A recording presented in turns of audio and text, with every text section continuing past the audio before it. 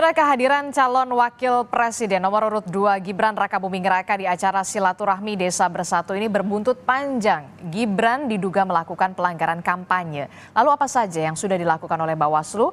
Kita tanyakan langsung kepada Ketua Bawaslu RI, sudah ada Pak Rahmat Bagja. Selamat pagi, Assalamualaikum Pak Bagja. Pagi Mbak, Waalaikumsalam warahmatullahi wabarakatuh, sehat selalu. Iya sehat. Pak Bagja, sebelum sampai ke inti saya mau mendudukan persamaan persepsi dulu ya. Ini kalau berdasarkan Undang-Undang Nomor 7 Tahun 2017 soal pemilu pasal 280 ini memang sudah jelas perangkat desa, kepala desa dan anggota Badan Permusyawaratan Desa ini memang dilarang. Nah, ini kan di masa kampanye, ada klausul di masa kampanye. Nah, kalau ini belum masuk masa kampanye, apakah bisa diproses atau seperti apa, Pak Bagja? Ya, pertama pasti larangan itu di Undang-Undang 7 tahun 2017 itu dalam masa kampanye. Namun ada aturan PKPU nomor 15 tahun 2023 tentang kampanye, maka masa ini disebut sebagai masa sosialisasi. Nah, apa yang boleh dan tidak disosialisasi, misalnya kalau acara internal partai tidak ada masalah, Mbak, sepanjang acara internal partai. Tapi kalau melibatkan perangkat desa, bagaimana? Kalau ini juga di perangkat desa dan kepala desa disebutkan juga di Undang-Undang Desa dalam masa kampanye, misalnya Undang-Undang Desa, ikut serta dan atau terlibat dalam kampanye pemilihan umum. Jadi dilibatkan tidak boleh kepala desa dan perangkat desa. Jangankan jadi jurkam, jadi dilibatkan pun tidak boleh dalam masa kampanye. Kemudian juga pasal 282 pejabat negara serta jabatan negeri ya, serta kepala desa dalam membuat keputusan menguntungkan atau merugikan salah satu peserta pemilu selama masa kampanye. Jadi inilah yang kemudian jadi persoalan pada saat ini. Tapi dalam pasal 283 diatur lagi, dilarang mengadakan kegiatan yang mengarah kepada keberpihakan terhadap peserta pemilu sebelum, selama, dan sesudah masa kampanye. Oke, berarti jadi sebelum tidak boleh, ya sebelum tidak boleh. Nah, nanti kita lihat apakah kemudian jabatan negeri atau aparatur sipil negara dalam kehadiran di abdesi tersebut. Karena ada yang juga aparat desa, ada yang salah satunya yang aparatur sipil negara. Nah, itulah yang perlu dilihat nanti dalam analisa kita dan juga kajian kita akan melakukan klarifikasi ke depan kepada panitia penyelenggara. Itu ya Mbak ya. Oke. Nah, kapan itu akan pemanggilan terhadap panitia penyelenggara akan dilakukan oleh Bawaslu? Dalam waktu dekat ini kami karena kemarin yang kemudian mengawasi langsung jalannya silaturahmi katanya ya. Silaturahmi tersebut adalah ke teman-teman Panwascam dan dalam koordinasi monitoring kami dan juga Bawaslu Kabupaten Kota di DKI Jakarta. Kemungkinan Bawaslu DKI Jakarta akan menindaklanjutinya. Kami sudah perintahkan untuk menindaklanjuti dengan kemudian mengklarifikasi terhadap hal-hal yang berkaitan dengan silaturahmi tersebut. Untuk pemanggilan panitia penyelenggara ini akan dilakukan pada pekan ini juga untuk Bawaslu dalam waktu dekat ini. Dalam waktu dekat ini. Sementara untuk calon wakil presiden nomor urut 2 Gibran Rakabuming Raka yang kemudian kita tahu hadir dalam acara tersebut, apakah nantinya juga akan dimintai klarifikasinya? Kita akan lihat dari proses yang akan terjadi pada saat klarifikasi tersebut ya. Karena kalau dari teman-teman Bawaslu yang mengawasi, kami stated betul ya kepada para peserta pemilu, khususnya para capres dan cawapres, itu kami melakukan himbauan untuk berhati-hati ya, sampai tanggal 27 ini tidak boleh melakukan kampanye. Ya, apa itu kampanye? Ada 3 unsur kampanye. Pertama, tim peserta pemilu atau tim kampanye, kegiatan melakukan tim kampanye, kemudian juga adanya kegiatan tim kampanye serta atau tim yang ditunjuk, kemudian kedua adanya upaya meyakinkan. Apa itu upaya meyakinkan? Upaya mengajak dan lain-lain untuk memilih yang bersangkutan. Kemudian dengan menawarkan visi misi program dan atau citra diri. Nah, itulah yang akan kita lihat eh, dalam proses klarifikasi terhadap penyelenggara dan juga hasil-hasil pengawasan yang dilakukan oleh teman-teman Panwas ya di lapangan, sehingga kemudian kami akan monitor selalu dan supervisi kepada teman-teman Bawaslu DKI. Oke, Gitu, Mbak. Oke, walaupun memang berarti jelas, walaupun belum memasuki masa kampanye, kemudian Bawaslu ini memproses, apalagi kemudian sudah ada laporan yang masuk, betul ya? Pak Bagja? Laporan belum, Mbak. Laporan belum, ini temuan, Mbak. Ini Oke, jadi ini temuan, belum ada laporan yang masuk? Belum, buat laporan kami kan tahu beberapa sehari atau 2 hari sebelum katanya ada deklarasi kemudian berubah jadi silaturahmi ya. Silaturahmi kemudian kami menurunkan tim untuk hadir pada saat di Istora, Indonesia Arena. Indonesia Arena. Oke, berarti tim Bawaslu juga berada di sana pada saat acara berlangsung. Berada di sana pada saat acara berlangsung. Oke, dan ada temuan dugaan keterlibatan perangkat desa ke salah satu pasangan calon, sudah tegas, sudah ada yang menyalahi aturan? Karena kita lihat juga di sana ada beberapa sejumlah massa yang hadir kemudian memakai baju salah satu pasangan calon, bergambar pasangan calon. Nah, itu kan kami sudah sampaikan kepada siapapun peserta pemilu itu harus berhati-hati karena ini masa-masa krusial ya Mbak ya, menjelang 27 November ini. Tapi temuan karena itu ada kan berarti? Masa kampanye. Bukan temuan, kalau temuan itu langsung kemudian tindak lanjuti Mbak, dan langsung jadi perkara. Tapi kita harus dengar klarifikasi yang ada di teman-teman yang ada di lapangan pada saat ini dan juga data dari hasil pengawasan, laporan hasil pengawasan, dan juga nanti berdasarkan klarifikasi terhadap peserta yang hadir pada saat itu tentu akan menjadi bahan dalam melakukan apakah tindakan ini berpotensi melanggar atau tidak PKPU 15 lebih khususnya ya, PKPU 15 tentang kampanye gitu. Oke, namun kalau kita lihat panitia acara ini kemudian mengatakan mereka ini sebenarnya mengundang pasangan calon lainnya, kemudian bukan hanya pasangan calon nomor urut 2 saja, tapi ternyata itu kan datang, belum tahu Mbak. Nah itu yang kemudian harus diklarifikasi. Itu yang harus diklarifikasi. Jadi informasi tersebut yang kita tidak tahu. Nah itu yang kemudian kita klarifikasi untuk menerangkan dan terang dan jelasnya dugaan potensi pelanggaran. Oke, begitu, Mbak ya. Oke, Pak Bagja, terakhir jika ditemukan adanya unsur pelanggaran di sana dari hasil kemudian temuan, padahal kita tahu Bawaslu juga berada di Indonesia Arena pada saat acara berlangsung, sanksi apa yang akan dijatuhkan? Sanksinya, nah itu di PKPU 15 ini tidak ada pengaturan tentang sanksi. Tidak ada pengaturan sanksi?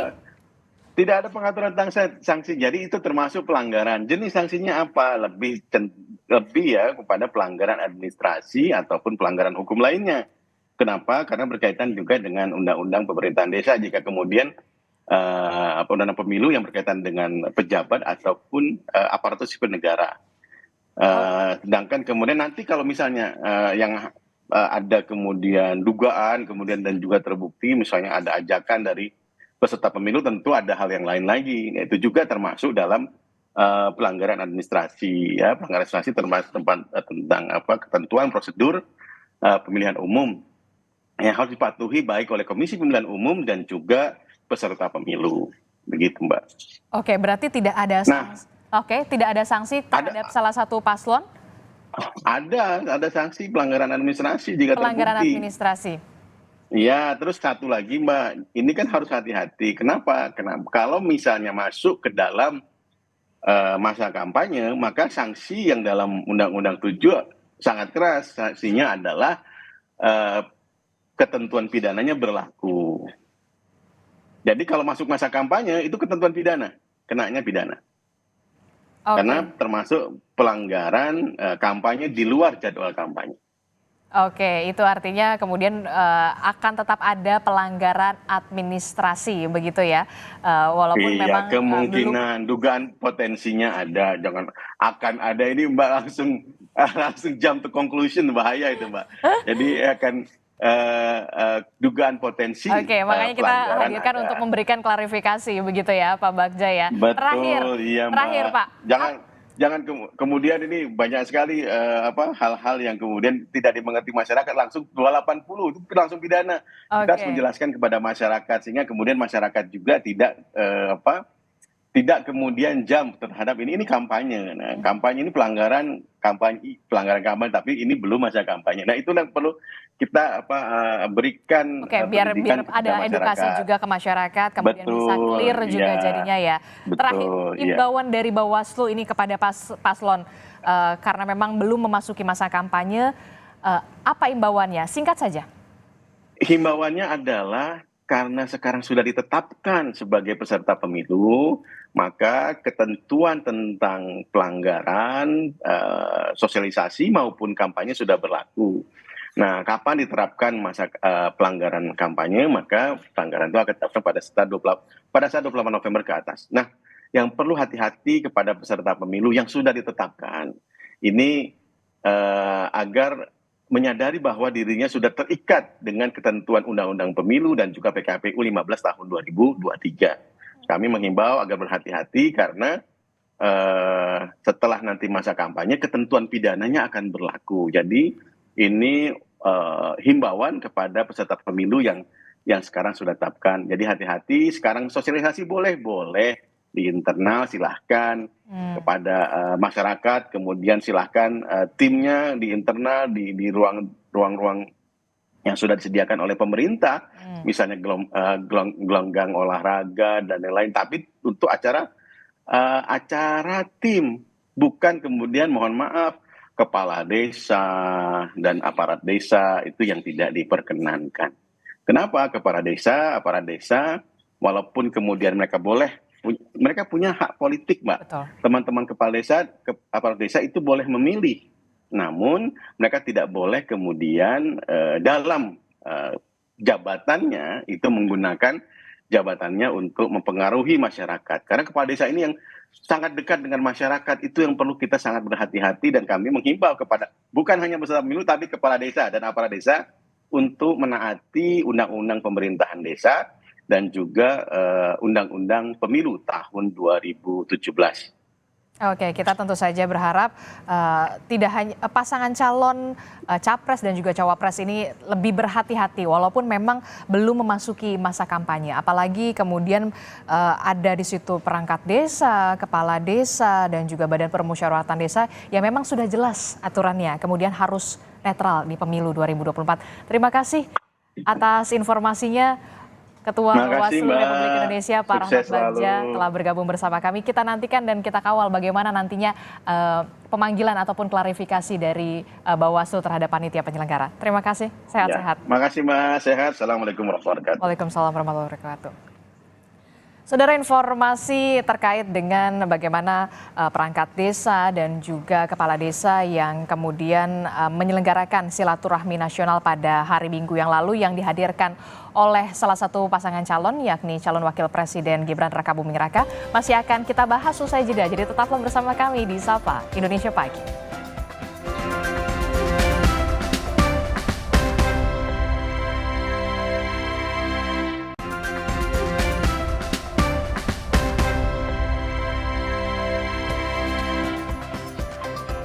Terima kasih Anda masih bersama kami di Sapa Indonesia Pagi. Saudara, setelah tadi kita berbincang dengan Ketua Bawaslu RI, Pak Rahmat Bagja, sekarang kita berbincang dengan Sekretaris Jenderal Asosiasi Pemerintah Desa Seluruh Indonesia atau APDESI. Sudah hadir di studio, sudah ada Pak Muksalmina. Selamat pagi, Assalamualaikum.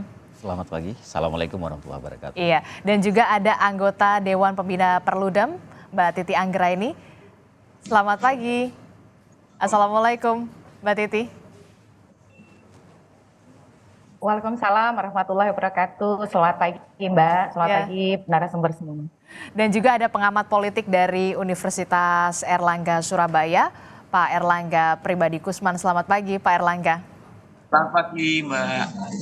Oke, ini jadi perhatian publik dan juga sorotan publik setelah pada hari Minggu kemarin kita tahu silaturahmi nasional Desa Bersatu di Indonesia Arena dan dihadiri oleh salah satu pasangan calon yakni calon wakil presiden nomor urut 2 Gibran Rakabuming Raka. Saya langsung ke Pak Muksalmina dulu ya berarti ya. Pak, oke, berarti kita ke Pak Erlangga dulu karena Pak Erlangga ada agenda begitu ya. Pak Erlangga. Mohon maaf. Oke, nggak apa-apa. Pak Erlangga, ini dari yang sudah dipernyataan oleh Bawaslu, Pak Rahmat Bagja di segmen sebelumnya yang menyatakan memang seharusnya sudah jelas aturannya perangkat desa, kepala desa ini netral di dalam pemilu dan harusnya diminta kemudian pasangan calon baik itu capres dan juga cawapres ini kemudian harus lebih berhati-hati. Apa yang Anda bisa cermati dari ini? Iya, saya pikir bahwa baik perangkat desa, kepala desa, dan seluruh yang berkaitan dengan aparat desa ini sangat penting untuk bersikap netral dan imparsial. Artinya bahwa kehadiran-kehadiran baik dari perangkat desa dan kepala desa serta yang lainnya dalam misalnya momen-momen sosialisasi ataupun kampanye dari pasangan calon ini bisa sangat berpotensi untuk mencederai pesta demokrasi kita. Karena kita tahu bahwa perangkat desa dan aparat desa itu selain dekat dengan rakyat seperti yang diutarakan tadi oleh Mas Bagja, itu juga bahwa mereka menjadi bagian penting dalam penyelenggaraan pemilu. Kita tahu bahwa mereka ini terlibat dalam misalnya dalam hal-hal yang sifatnya konkret terkait dengan misalnya mereka menjadi bagian dari KPPS, kelompok penyelenggara pemungutan suara, dan proses-proses yang terhubung dengan proses pemilu. Oleh karena itu, saya pikir secara etis ini menjadi persoalan yang sangat berat apabila memang terlihat ataupun terbukti bahwa segenap aparat desa dan penyelenggara, aparat desa ataupun misalnya kepala desa dan lain sebagainya ini misalnya terlibat dalam acara-acara yang terkait dengan pasangan calon dalam pilpres ataupun pileg. Nah, oleh karena itu, maka jangan sampai hal seperti ini terjadi lagi. Oke, Anda melihat ini kemudian bisa bisa berdampak signifikan untuk meningkatkan efek elektoral terhadap salah satu pasangan calon, apalagi kita tahu di Indonesia saja lebih dari 8.000 desa. Iya, sangat signifikan. Karena kita lihat bahwa desa ini memiliki peran sangat penting bagi penyelenggaraan pemilu yang jujur dan adil. Apalagi kemudian saya sudah utarakan bahwa aparat desa dan perangkat desa ini kemudian terlibat misalnya dalam aktivitas-aktivitas serta terkait dengan pemungutan suara, jadi KPPS dan lain sebagainya. Oleh karena itu, hadirnya penyelenggara ataupun kemudian perangkat desa dan kepala desa yang tidak berpihak, yang imparsial, ini sangat menentukan apakah penyelenggaraan pemilu 2024 itu akan berjalan dengan jujur dan adil. Dan ini sepertinya perlu menjadi catatan juga, pertimbangan, karena kemudian selama ini misalnya kita melihat kekhawatiran terhadap bagaimana aparat-aparat negara ini kemudian jangan sampai ikut terlibat atau intervensi atau cawe-cawe kepada dalam proses pemilu yang dapat menguntungkan salah satu calon.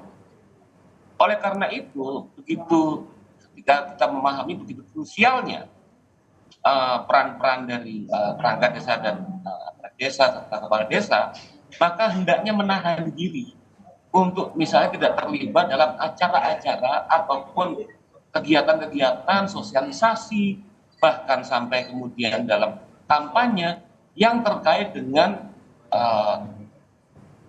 terkait dengan salah satu calon tadi dalam pemilu ataupun dalam pilpres atau pileg. Saya pikir demikian. Anda melihat ada ke arah mobilisasi perangkat desa dalam acara ini untuk memenangkan salah satu pasangan calon tertentu? Kalau kita melihat dari apa yang berlangsung kemarin, potensi untuk mobilisasi itu bukan tidak ada, potensi itu muncul dan akan sangat sayangkan ketika kita sama-sama aware, tidak hanya kemudian warga negara Indonesia tapi juga pihak internasional berharap bahwa pemilu ini adalah ajang pemilu yang tetap menjadi pemilu yang jujur dan adil. Karena kita tahu bahwa tentang terkait pemilu jujur dan adil sangat penting. Karena siapapun yang nanti akan menjadi pemenang dalam Pilpres membutuhkan legitimasi dari rakyat bahwa mereka adalah hasil dari proses yang berjalan dengan adil dan jujur. Nah, ketika kemudian hal ini kepercayaan publik menjadi sangat penting. Nah, dalam hal ini misalnya salah satunya baik perangkat desa, kepala desa dan hal-hal yang terkait dengan aparat desa ini setidaknya berperan ikut bertanggung jawab dan terlibat dalam penyelenggaraan pemilu yang tidak berpihak. Pemilu yang jujur dan adil dan fair tadi. Sehingga saya pikir apa yang dilakukan dalam acara kemarin itu perlu menjadi catatan dan menahan diri untuk tidak melakukan hal-hal tersebut. Oke. Ini perlu menjadi catatan kita, jangan sampai kemudian mencederai pesta demokrasi pemilu 2024 dan kita bisa dikatakan berharapnya pasangan calon ini lebih berhati-hati walaupun memang belum memasuki masa kampanye. Saya ke Mbak Titi dulu. Mbak Titi, ini kan kalau tadi perbincangan saya dengan Pak Rahmat Bagja, Ketua Bawaslu, belum bisa disanksi hanya pelanggaran administrasi karena memang belum memasuki masa kampanye. Anda melihatnya seperti apa, Mbak Titi? Ya, pertama kalau pelanggaran administrasi bukan berarti tidak bisa disanksi, Mbak. Pelanggaran administrasi pun ada sanksinya. Dia bisa merujuk kepada undang-undang khusus yang mengatur soal itu ataupun merujuk kepada pasal 461 Undang-Undang Pemilu kita. Di situ disebutkan kalau terbukti ada pelanggaran administratif pemilu, sanksinya bahkan sampai bisa tidak diikutkan dalam tahapan pemilu yang berikutnya. Atau kemudian bisa berupa misalnya tidak boleh kampanye. Jadi pada prinsipnya pelanggaran administratif itu adalah pelanggaran terhadap tata cara, prosedur, dan mekanisme di dalam pengadministrasian tahapan pemilu. Pada dasarnya substansinya, kepala desa tidak boleh menunjukkan keberpihakan. Itu kan substansinya. Betul. Jadi kalau nyata-nyata ada keberpihakan, artinya pengadministrasian tahapan pemilu kita bermasalah nih. Karena kepala desa berpihak begitu. Kalau menunggu masa kampanye untuk pemidanaan, memang kita terkendala pada misalnya Mbak, ada pasal 490 di Undang-Undang Nomor 7 Tahun 2017.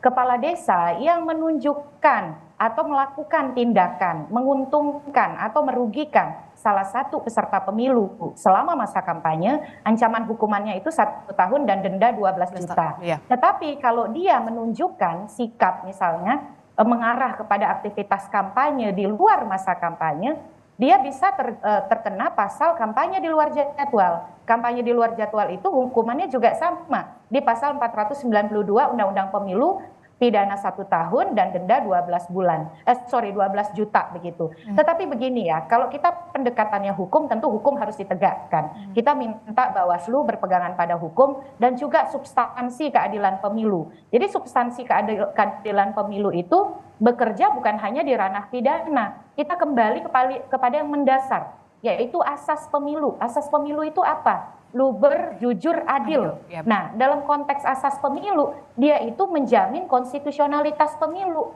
Kalau kemudian hanya bekerja, nggak ada pasalnya.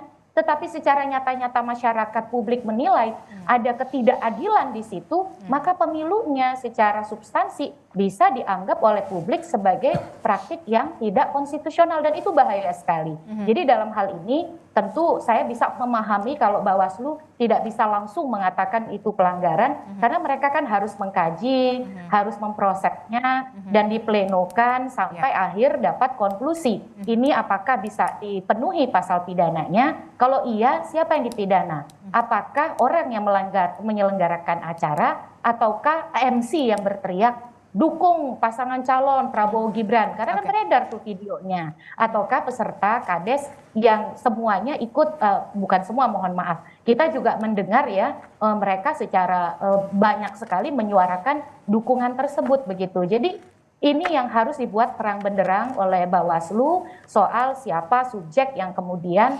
akan terdampak dari proses hukum yang berlangsung, tetapi responsivitas Bawaslu sangat diperlukan karena ini sudah beredar luas, jangan sampai kemudian opini publik itu sudah kemana-mana, sementara penegakan hukumnya dianggap lambat, dan ini bisa menimbulkan spekulasi, Pak. Spekulasi bahwa ada pembiaran, karena begini ya, bagaimanapun kita ingin mencari dalil, publik itu melihat ada narasi politis, ada narasi politik partisan yang melibatkan kepala desa dalam skala besar. Dan itu tidak salah kalau publik kemudian sampai pada konklusi ada politisasi kepala desa atau kepala desa yang berpolitik praktis. Oke, publik semua melihat, mata semua melihat, kemudian jangan sampai ada spekulasi, ada pembiaran kemudian di situ ya. Nah, sebenarnya Bawaslu ini punya kewajiban tidak melaporkan kepada pihak berwajib ini kalau ada memang tindak pidana pemilu di sana? Ya, Bawaslu itu bukan statusnya melaporkan. Jadi kalau dia hadir di tempat, dia bisa menjadikan itu sebagai temuan. Nah, temuan itu adalah sesuatu yang didapat ketika dia melakukan pengawasan atau ketika dia mendapatkan informasi awal, seperti Pak Bagja berdialog dengan kita, dia mendapatkan informasi dari footage Kompas misalnya, ada seruan mendukung, ada kemudian pernyataan mendukung, itu bisa jadi informasi awal yang juga menjadi basis temuan, dikaji oleh Bawaslu, lalu kemudian ketika memenuhi unsur pidana diteruskan ke sentra Gakumdu tanpa harus menunggu laporan. Jadi tidak harus ada laporan. Nah, tetapi kalau ada laporan pun tidak apa-apa karena pada dasarnya Bawaslu punya kewenangan untuk bisa langsung memproses kalau dia menemukan secara langsung atau dia mendapatkan informasi awal yang bisa digunakan untuk menindaklanjuti. Kalau tindak pidana ada namanya sentra penegakan hukum terpadu, penegakan hukum pemilu terpadu. Anggotanya Bawaslu, Kepolisian, Kejaksaan. Di sana kemudian dibahas apakah memenuhi unsur atau tidak, dan selanjutnya diteruskan untuk melakukan penyidikan, penuntutan, sampai kemudian persidangan di pengadilan negeri. Oke, ada tidaknya kemudian laporan ini tetap harus kemudian diproses begitu ya, Mbak Titi ya. Betul, Saya betul. ngobrol juga dengan ini soal abdesi, Pak Muksalmina. Abdesi dikatakan di situ hadir. Nah, klarifikasinya seperti apa sebenarnya? Nah, ini penting ya kita luruskan ulang supaya publik memahami dan tahu sebenarnya seperti apa sih yang terjadi kemarin bahkan beberapa tahun yang lalu terkait dengan abdesi. Di sini saya mulai dengan di mana abdesi itu pada tahun 2011 di kepengurusan tahun 2011 itu sempat terjadi benturan di internal sehingga kemudian terjadi konflik. Nah, ketika terjadi konflik di 2016 abdesi itu terjadi munasnya dua, kemudian yang satu mendapatkan pengesahan hukum dari Kementerian Hukum dan HAM. Nah, yang satu lagi ini kan nggak bisa sebenarnya, tapi kemudian mereka mendapatkan SKT dari Polpum kalau yang sekarang, kalau pada tahun 2016 itu masih Kesbangpol di Dirjen di Kementerian Dalam Negeri. Nah, pada saat itu mereka berubah namanya, bukan abdesi lagi. Jadi nama organisasinya adalah DPP Abdesi, Dewan Pimpinan Pusat Asosiasi Pemerintah Desa Seluruh Indonesia. Dan itu berbeda dengan abdesi. Kalau abdesi yang pertama didirikan itu, DPP itu struktural, bukan nama organisasi. Nah, kemudian pada tahun 2021 setelah Munas, abdesi yang terdaftar di Kemenkumham ini juga diperpanjang kembali. Dan sempalan abdesi yang terdaftar itu kemudian juga masih diperpanjang. Padahal menurut kami seharusnya itu sudah tidak bisa diperpanjang lagi dengan nama organisasi yang sama. Tapi tetap diperpanjang dengan nama DPP Abdesi lagi gitu loh. Namun di dalam berbagai kegiatan mereka selalu membawa nama Abdesi dan mencantumkan logo Abdesi. Sehingga apa yang terjadi hari ini juga bahkan 2 tahun yang lalu kami terjustifikasi seolah-olah kita pengurus DPP Abdesi itu terlibat dan kemudian menjual teman-teman pemerintah desa itu untuk kepentingan-kepentingan tertentu. Sebenarnya kenyataannya bukan seperti itu. Jadi yang hadir itu DPP Abdesi. Nah, itu nama organisasinya DPP Abdesi dan kita punya Itu ini bukan yang terdaftar di Kemenkumham. bukan. Dan dia namanya bukan Abdesi. Ini penting loh. Semua masyarakat Indonesia tahu bahwa ini surat terdaftarnya Itu terdaftar di Polpum. Polhum. Polpum Kementerian Di Dalam bawah Negeri. Kementerian Dalam Negeri. Betul. Dia statusnya lembaga tidak berbadan hukum kan begitu. Ormas tidak berbadan hukum. Kalau yang berbadan hukum itu Di Kemenkumham. di Kemenkumham. Dan ini berarti Abdesi Bukan Abdesi, DPP Abdesi harusnya. Tapi mereka selalu mengatakan bahwa mereka itu Abdesi. Nama terdaftarnya aja DPP Abdesi. Di sini aja sebenarnya sudah sangat merugikan buat kita semua. Ada upaya mengaburkan ke bawah ke jaringan seolah-olah itu Abdesi. Sebenarnya bukan Abdesi, tapi organisasi yang berbeda dengan Abdesi. Dan mereka masih mencantumkan logo Abdesi, padahal itu sudah nggak boleh lagi digunakan. Dan ke depan mungkin kita akan masuk juga ke jalur hukum supaya berarti ini akan menempuh jalur hukum. Pak Ketum menyatakan demikian. Kita akan masuk ke jalur hukum supaya proses ini tidak terus-terus dilakukan untuk kepentingan segelintir orang di situ. Untuk yang dari kemudian Abdesinya sendiri dipastikan tidak ada yang hadir pada nggak saat ada yang hari hadir. Minggu. Kalau dari Abdesi kita nggak ada yang hadir. Saya juga di sana menghadiri kegiatan tersebut dalam rangka untuk memastikan karena ada informasi kan dari luar, dari teman-teman jaringan, Pak Sekjen ini kok ada acara begini-begini. Kita nggak terlibat kok, nggak tahu. Tapi ini ada. Ya udah kita coba verifikasi sehingga kita tahu persis ada penggunaan logo, kemudian juga ada penggunaan kata-kata ini pengurus Abdesi bla bla bla dan sebagainya, sehingga kita mendapatkan bukti-bukti di sana gitu. Jadi seperti itu. Tapi pernah ada undangan ke Abdesi sendiri yang untuk hadir di Desa Bersatu itu pada saat hari Minggu? Enggak. Karena memang mungkin ya sebagian teman-teman organisasi pemerintah desa yang lain ini paham dan tahu bahwa kami di Abdesi itu nggak mau terlibat dalam proses politik praktis ya, itu satu. Selama ini kita hanya mendorong teman-teman anggota Abdesi yang notabene adalah pemerintah desa di seluruh Indonesia itu supaya memfasilitasi upaya-upaya pencerdasan masyarakat dalam ruang politik. Jadi itu kan berbeda, bukan terlibat dalam politik praktisnya, tapi memberikan pembelajaran politik yang baik kepada masyarakat, yang benar kepada masyarakat. Dan yang lain di luar itu adalah kita hanya melakukan upaya-upaya konsistensi kita terkait dengan advokasi hak dan kewenangan desa. Yang ini kan terus berjalan, termasuk misalnya di proses advokasi revisi undang-undang desa, di beberapa daerah juga misalnya seperti Aceh ada proses revisi undang-undang khusus Aceh yang di sana juga berkaitan banget dengan desa, sehingga ada ketentuan di Undang-Undang Desa sendiri untuk daerah-daerah seperti Aceh itu nggak bisa berjalan seutuhnya seperti itu.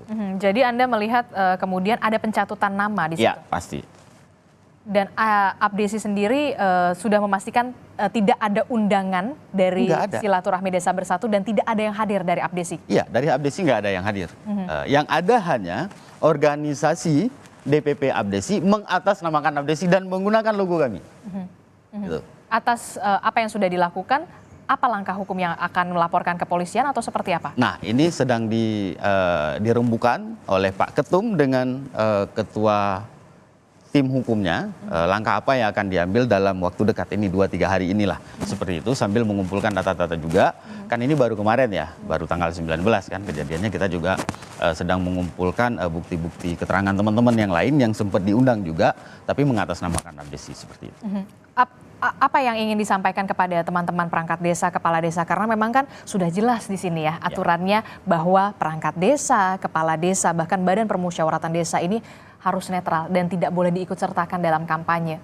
Nah, dalam hal ini tentunya kami nggak ingin terlalu berkomentar terlalu jauh sebenarnya ya, karena kemarin sore juga Pak Ketum sudah menyampaikan lewat media yang sama juga. Beliau sudah menyampaikan juga kepada seluruh jaringan di acara sore kalau tidak salah. Nah, jadi kami ingin menyampaikan begini saja kepada teman-teman, kita hanya fokus kepada isu kita. Kita hanya fokus bagaimana menciptakan iklim demokrasi di desa yang notabene adalah pijakan dasar dari negara ini itu menjadi lebih baik dan lebih berkualitas. Jauh dari yang namanya ke depan itu kericuhan karena pemilu dan sebagainya, sehingga berdampak juga dalam penyelenggaraan pemerintahan ke depan di tingkat desa. Nah, yang kedua, kami juga melihat kalau hal seperti ini terus terjadi, kemudian aparat desa itu terus ditarik tanpa ada sanksi apa-apa, maka jangan disalahkan juga apabila nanti ada teman-teman dari pemerintah desa yang melakukan hal yang sama lagi, tapi diperlakukan berbeda. Ini kita wanti-wanti kepada pemerintah, standarnya nggak boleh ganda dong. Kalau seandainya nanti di kemudian hari di luar masa kampanye ada aparatur desa yang lain yang mereka berdiskusi dengan salah satu misalnya ya capres ya atau peserta pilkada dan sebagainya, mereka diperlakukan berbeda, itu nggak boleh. Maka ini harus menjadi standar pada hari ini. Kita berharap seperti itu. Harus semuanya sama begitu karena memang aturan sudah jelas, baik itu pemilu kemudian pilkada. Gitu ya, yang memang harus sudah dikatakan perangkat desa, kepala desa dan juga badan permusyawaratan desa ini memang harus benar-benar netral walaupun memang mereka punya hak pilih. Betul. Oke, terakhir Mbak Titi, jangan sampai kemudian hal-hal semacam ini tadi disebutkan oleh Pak Erlangga mencederai pesta demokrasi. Apa yang ingin Anda sampaikan? Ya, saya kira tadi yang disampaikan oleh Pak Muksalmina itu cukup mengejutkan ya, karena stigma yang terbangun itu kan seolah-olah bagaimana kepala desa punya kecenderungan dan dimobilisir untuk salah satu pasangan calon tertentu. Akhirnya kan merugikan para kepala desa yang mau kerja benar, yang memang ingin menjaga netralitas. Ini terus terang ya, isu-isu atau spekulasi soal kepala desa itu sangat santer. Karena kenapa? Karena mereka figur yang berpengaruh di desa. Kalau mau duduk harus dipilih oleh warga desa. Jadi memang mereka adalah tokoh publik yang didengar, berpengaruh, dan kemudian bisa dikatakan jadi panutan. Nah, orang-orang yang sudah menjaga nilai integritas sebagai pemimpin desa, akhirnya kan disamaratakan nih karena tindakan yang kemarin. Jadi saya kira Bawaslu dan semua pihak, terutama Kemendagri ya Mbak ya, termasuk juga Kemendes, bagaimana kemudian menempatkan ini secara responsif dan proporsional sehingga tidak berlanjut pada isu-isu yang merugikan atau stigma politis yang merugikan teman-teman kepala desa seperti Pak tadi yang sampaikan oleh Pak Muksalmina yang sudah mencoba berdiri di atas aturan main. Jadi oleh karena itu mari kita kawal tindak lanjut oleh Bawaslu, mari juga kita ikuti dan kita kaji bersama ya produk yang akan dihasilkan oleh Bawaslu ini, karena betul tadi kalau ini salah ambil langkah dia bisa menjadi blunder di dalam pilkada Mbak. Harap diingat kepala desa bahkan sangat rentan untuk dipolitisir ketika pilkada karena rentang kepemimpinannya itu sangat dekat dan ini bisa jadi blunder yang sangat buruk kalau treatmentnya salah begitu. Jangan ada keberpihakan karena memang sudah jelas kemudian ASN, TNI, Polri dan juga di desa sendiri memang harus netral begitu ya. Jangan sampai kemudian ada spekulasi-spekulasi pembiaran, kemudian jangan ada spekulasi-spekulasi yang ada keberpihakan sampai tidak ada jujur dan juga adil dan juga luber tadi Anda sebutkan ya Mbak Titi ya. Intinya sih Mbak sebagai penutup ya, tidak usah banyak ngeles deh gitu. Karena intinya itu sudah jelas, kepala desa itu harus netral. Jadi kalau kita terlalu banyak retorika, itu yang akan menghambat orang untuk percaya bahwa pemilu ini luber jurdil. Kalau orang tidak percaya eksesnya, legitimasi pemerintahan yang terbentuk dari proses pemilu yang dianggap tidak luber dan tidak jurdil, itu juga akan problematik. Akan susah untuk memimpin secara efektif. Jadi jangan dipertaruhkan begitu kira-kira. Jangan dipertaruhkan ya. Terima kasih anggota Dewan Perludem, Mbak Titi Anggraini telah bergabung bersama kami dan juga Sekjen Apdesi, Pak Muksalmina. Terima kasih ya. Closing sedikit. Silakan singkat saja. Saya mohon dengan kejadian hari ini, Kementerian Dalam Negeri bisa mengkaji ulang ya dasar apa sih yang digunakan oleh teman-teman itu khususnya di Polpum sehingga dalam verifikasi penggunaan atau pengeluaran SKT terkait dengan abdesi yang menggunakan notaris dasar kami nomor 3 tahun 2005 itu dan itu sudah dinyatakan dicabut, itu masih bisa dipakai sehingga orang masih bisa menggunakan hari ini nama dan logo abdesi walaupun lembaganya sebenarnya bukan lembaga abdesi. Ini perlu diperjelas ke depan oleh Kementerian Dalam Negeri lewat Polpum. Yang kedua, saya berharap ini menjadi standar. Kalaupun ini tidak terjadi apa-apa sesuai dengan yang disampaikan tadi oleh Ketua Bawaslu, maka itu harus menjadi acuan. Jangan nanti ada perlakuan yang berbeda buat teman-teman kepala desa atau pemerintah desa yang lain ketika dia melakukan kegiatan yang sama, tetapi dengan paslon yang lain. Oke, jangan ada perlakuan yang berbeda karena memang aturannya sudah jelas. Perangkat desa, kepala desa, badan permusyawaratan desa itu harus netral.